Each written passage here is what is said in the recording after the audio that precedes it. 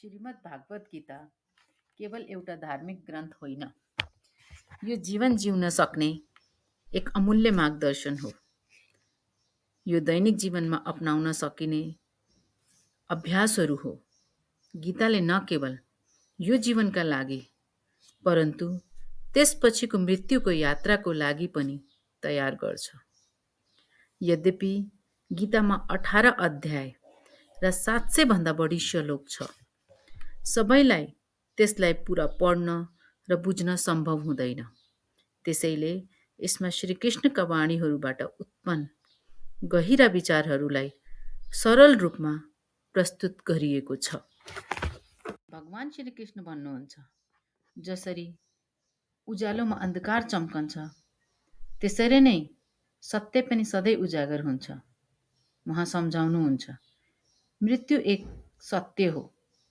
संसार सुरु भएदेखि नै जन्म र मृत्युको चक्कर चलिरहेको छ।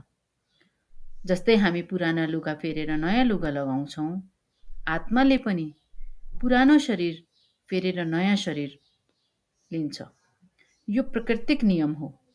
जब हामी यसलाई स्वीकार्छौँ, हामी डरबाट मुक्त हुन्छौँ र अहिलेको क्षणमा बाँच्न सिक्छौँ। ज्ञानी व्यक्ति न त मृत्युको लागि शोक गर्छ, न त जीवनका लागि अत्यधिक चिन्तित हुन्छ, किनकि उनीहरू बुझ्छन् आत्मा अमर छ। जुन बितिसक्यो त्यो फेरि फर्किन्छ र जुन अहिले छ त्यो पनि एक दिन जान्छ। हामी कर्म गर्न जन्मिएको हो। हामी कर्म गर्दै जानुपर्छ, तर कर्म गर्दा फलको मोह बिना गर्न सिक्नुपर्छ। क्रोध नर्कको ढोका हो। कृष्ण सम्झाउनुहुन्छ, यसले मनलाई अशान्त बनाउँछ, हृदयलाई दुखाउँछ र प्राय आफैलाई नोक्सान पुर्याउँछ। त्यसैले जतिसुकै रिस उठोस्, शान्त रहन सिक्नुपर्छ। हामी खाली हात आएको थियौँ, खाली हात जान्छौँ। मन वायु जस्तै चञ्चल हुन्छ, तर सफल हुन चाहनेले त्यसलाई नियन्त्रण गर्न सिक्नुपर्छ। अनुशासित मन हाम्रो साथी बन्छ, ध्यान केन्द्रित हुन्छ र जीवन पनि सफल हुन्छ। शारीरिक सौन्दर्य आँखालाई आकर्षित गर्नको लागि हो, तर असली सौन्दर्य व्यवहारमा हो। श्रीकृष्ण भन्नुहुन्छ, आफ्नो स्वभाव सरल राख, किनकि यही आत्माको प्रतिबिम्ब हो। प्रायका क्रियाकलापमा नअल्झ, आफ्नो मार्गमा चल। किन? एक मात्र परमात्मा र तपाईको अन्तर आत्मालाई मात्र थाहा हुन्छ तपाई सही हुनुहुन्छ कि होइन। विश्वास र ज्ञान बिना मानिसले कहिल्यै साँचो आनन्द पाउँदैन। मोह सबै दुखहरूको मूल कारण हो। जीवन विगतको पश्चाताप वा भविष्यको चिन्तामा होइन, अहिले बाँच्न सक्नेमा छ। जो तपाईलाई साथ दिन्छ, तपाईले पनि उसलाई साथ दिनुहोस्। जो विश्वासघात गर्छ, उसलाई छोड्न सिक्नुहोस्। जहाँ सम्मान छैन, त्यहाँ नजानु बेस हुन्छ।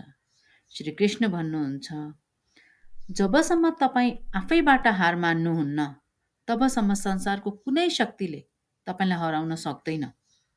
जीवन सधैँ परिवर्तनशील हुन्छ र तपाई कर्म नै तपाईको शक्ति हो।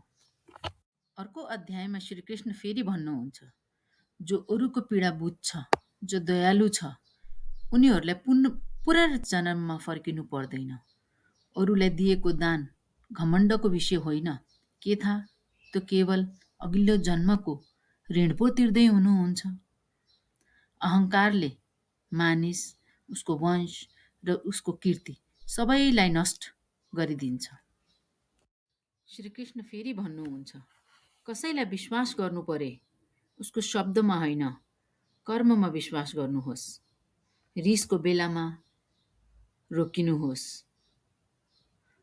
गल्ती भएमा स्वीकार्न सिक्नुहोस्।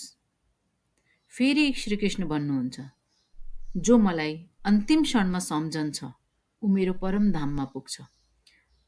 श्रीमद् भागवत गीतालाई पढेर त्यस अनुसारको जीवनमा लागू गर्छ, त्यो मानिसको सबै पाप मेटिन्छ। जसको भाग्यमा जे छ, त्यो त्यहाँसम्म आइपुग्छ। जे जसको भाग्यमा छैन, त्यो आएर पनि जान्छ। सुख र दुःख, सम्मान र अपमान स्थिर मन भएको व्यक्तिलाई प्रिय लाग्छ।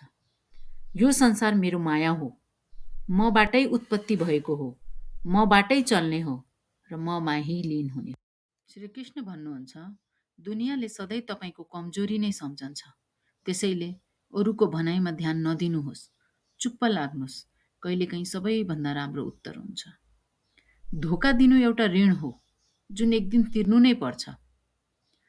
जुन मानिसले आफ्नो कमजोरी देख्छ त्यसले अरूको गुण पनि चिन्छ। साँच्चैकै सफल बन्नको लागि आफ्नो मन, आफ्नो बाणी, आफ्नो व्यवहार सन्तुलन बनाउनु पर्छ। श्रीकृष्ण सम्झाउनुहुन्छ, जीवनमा तिमी नै आफ्नो सारथी हौ, तिमी नै अर्जुन हौ। तिम्रो, हाम्रो सबैको आत्मा शाश्वत छ र शान्ति तिमी भित्र नै छ।